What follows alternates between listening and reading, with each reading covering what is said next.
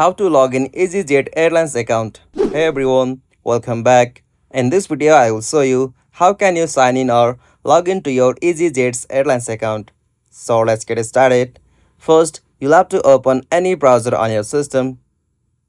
After you open browser, in the search field, you'll have to search for EasyJet Airlines. After you search it, you can easily find that official site of Easy, like URL will be esky.eu. After you find it, tap on EasyJet.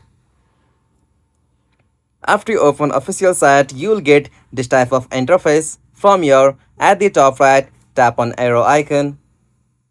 From this section, you can continue to your account by using your Google, Facebook or email. Now I am choosing or going with the option continue with Google. Alright, after you choose your Google account, tap on continue. Alright, as you can see, I have successfully logged in or signed in with my account on EasyJet Airlines. So from this section, I can easily access EasyJet and I can now manually book any airlines from this site. So this is the easiest and simplest method. Hope you found this video helpful to you, and please don't forget to give a like and subscribe to our YouTube channel for more quick and short tutorial like this. Thank you for watching this.